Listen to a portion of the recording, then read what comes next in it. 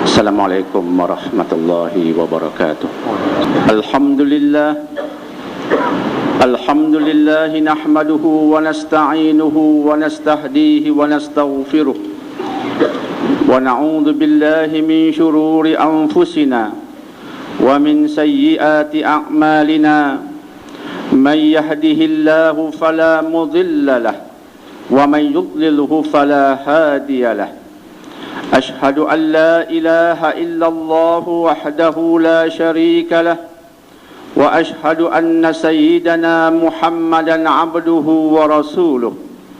اللهم صل وسلم وبارك على هذا النبي الكريم سيدنا محمد وعلى آله وأصحابه والتابعين وتابع التابعين لهم بإحسان إلى يوم الدين.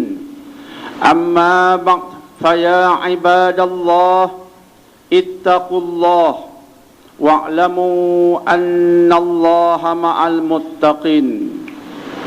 Hadirin sidang Jumaat yang dimuliakan, kejayaan dan kegemilangan sesebuah negara dan juga masyarakat bermula dengan insan yang mengabdikan diri kepada Allah Subhanahu wa taala. Jika insan tidak sujud mengabdikan diri kepada Allah, negara dan masyarakat akan pincang dan mungkin juga tumbang, wal iyadzu billah.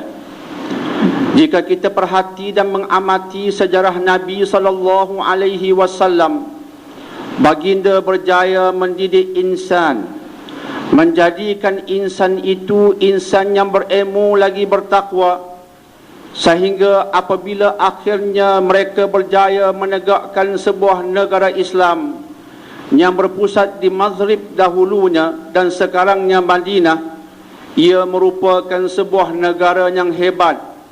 Ia merupakan sebuah negara yang agung lagi ulung, disebabkan rakyat jelatanya merupakan individu yang sedia hebat berasaskan Al-Quran dan juga As-Sunnah. Begitulah analoginya dengan kita pada hari ini.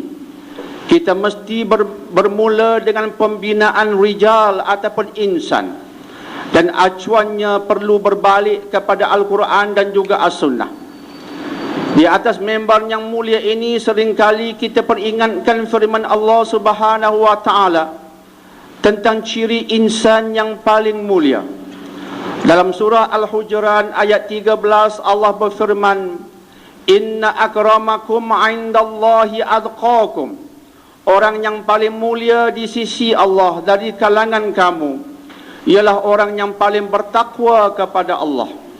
Itulah ciri insan yang hendak kita bina ke atas diri kita sendiri, dan juga yang bakal kita bina insya-Allah ke atas mereka yang lain.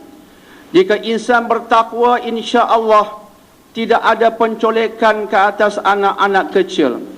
Jika insan bertakwa, insya-Allah tidak berlaku perkosaan ke atas wanita-wanita yang lemah. Jika insan bertakwa, insya-Allah harta benda kita menjadi selamat, sebab tidak ada orang yang hendak mencuri dan merompak harta benda kita, insya-Allah. Jika manusia bertakwa kepada Allah, perbuatan zina, rogol, meminum arak dan seumpamanya tidak akan berlaku ataupun jarang-jarang berlaku, disebabkan manusia sudah ada di hatinya kompas yang menjadi pandu arah kepadanya di mana saja kita berada. Tanpa kompas itu, kita menjadi seperti sebuah kapal yang terumbang-ambing di tengah samudera yang luas. Ia mungkin ke belakang, mungkin ke depan, mungkin ke kanan dan mungkin ke kiri. Yang pastinya ia tidak akan sampai kepada destinasinya. Begitulah analogi ataupun kiasannya dengan kita yang hidup, yang dalam diri kita kehilangan kompas yang bernama takwa kepada Allah Subhanahu wa taala. Di atas mimbar yang mulia ini seringkali saya melontarkan definisi takwa yang pernah dilontarkan oleh sahabat Nabi yang terkenal, yaitu sahabat Abdullah bin Mas'ud radhiyallahu an. Beliau mendefinisikan takwa itu sebagai taat dan tidak maksiat, Yang keduanya ialah ingat dan tidak lupa. Dan yang ketiganya ialah syukur dan tidak kufur. InsyaAllah jika manusia yang kita bina itu, wujud di sekolah-sekolah, wujud di kolej-kolej, wujud di universiti-universiti, dan juga wujud di rumah kita sendiri, manusia yang sentiasa taat dan tidak maksiat, manusia yang sentiasa ingat kepada Allah dan tidak lupa, manusia yang sentiasa bersyukur dan tidak kufur, insya-Allah kita akan menjadi satu golongan yang hebat. Kehebatan itu bukan sekadar kehebatan untuk negara kita, malah ia akan memberi satu contoh dan model yang baik bagi masyarakat antarabangsa secara amnya.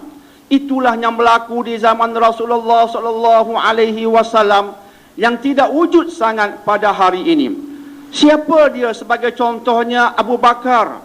Sahabat Abu Bakar merupakan seorang yang membenarkan kebenaran pada setiap ketika dan setiap keadaan, sehingga baginda menggelarkan Abu Bakar sebagai As-Siddiq. As-Siddiq artinya dia yang sentiasa membenarkan keadaan dalam suasana apa sekalipun, hatta di saat iman manusia teruji dengan dahsyatnya. Ketika berlaku Isra' dan Mi'raj, ada orang mentertawakan Nabi dengan mengatakan, alangkah bodohnya Muhammad ini menceritakan hal bodoh kepada kita, bahawa beliau telah bermusafir jauhnya mungkin ratusan kilometer dalam masa tak sampai sehari semalam. Beliau hendak memperbodohkan kita. Tetapi ketika Abu Bakar ditanya, dia mengatakan, aku akan percaya jika kisah Nabi itu lebih pelik daripada itu, sebab Muhammad sallallahu alaihi wasallam tidak pernah berdusta walaupun sedikit.